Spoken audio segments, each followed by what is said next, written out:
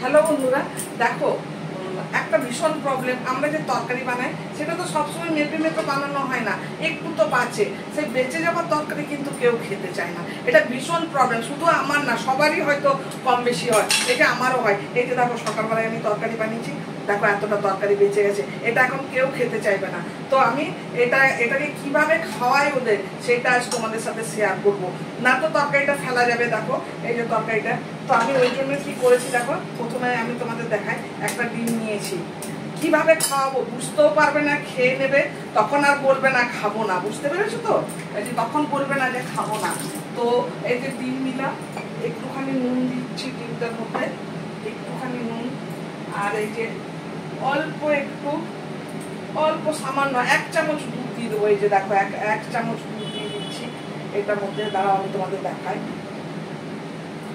এই যে 1 চামচ দুধ দিলাম, দুধটা এটার মধ্যে, যে দুধ দিলাম। আমি সবার প্রথমে আরও এটার মধ্যে একটু চিলি ফ্লেক্স দেবো। এই যে থাকলে গোলমরিচ থাকলেও দিতে পারো, না দিলেও কোনো ক্ষতি নেই, কেননা তরকারিটার মধ্যে সব আছে। তো আমি চিলি ফ্লেক্সটা দেখতে ভালো লাগবে একটু, তাই আমি একটুখানি দিলাম। কম করে দিতে হবে, না তো তোমার ঝাল লাগবে।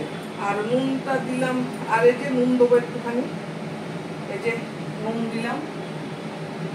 এরপর আমি কি করব, এই যে ব্রেডটা রয়েছে না, ব্রেডটার উপর আমি সস লাগাবো। এই যে দেখো, ভালো করে সস লাগিয়ে নেবো। সব খেয়ে নেবে তখন আর কিছু অসুবিধা হবে না। এটা কি হয়, সকালের তরকারিটা রাত্রে হয়তো কোনোদিন হয়তো তরকারি বানালাম, বেঁচে গেল, সেটা আর কেউ খেতে চাইবে না। তখন না আমি এই উপায়টা বের করেছি ওদের খাওয়ানোর জন্য। এই যে দেখো, এটা ভেতরে দিয়ে দিলাম তরকারিটা।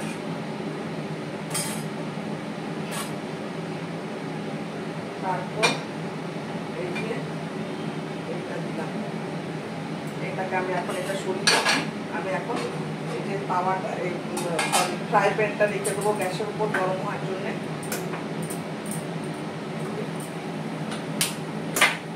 ফ্রাই প্যানটাতে আমার আগের থেকে তেল আছে, তো সেই তেলটার মধ্যে হয়ে যাবে, বেশি তেল তো লাগবে না।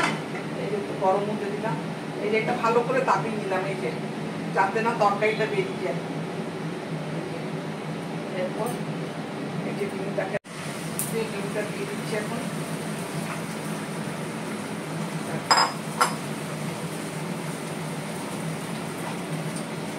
কম একদম। এই যে দেখো, এবারে দিয়ে দিচ্ছি। আরেকটা আমি কথা বলি তোমাদের, এই যে দেখো আমি এটা দিয়ে দিচ্ছি, তো আমি একটু চিজও রেখেছিলাম। যদি বাচ্চাদের অনেক পছন্দ হয় না, তাহলে এমনি সময় না এরকম চিজটাও দেওয়া যেতে পারে। এই যে একটুখানি চিজ যদি দিয়ে দিই, তাহলে এটা তো আরো টেস্টি হবে। বুঝতে পেরেছো? এই যে তো ডিম দিচ্ছি, তরকারি আছে, এই যে দেখো সব। এরপর এটা আমি এটার মধ্যে একটু চিজ দিয়ে দিলাম। এই যে এরপর মুরগিটা দাও তো, ভালো করে বসিয়ে নিলাম।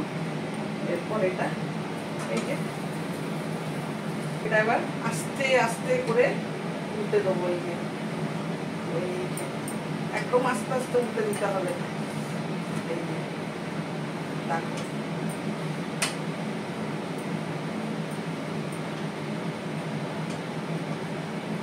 এই দিকটা আমার ভালোভাবে হয়ে গেছে, ওই দিকটা হয়ে গেলে হয়ে যাবে। এই যে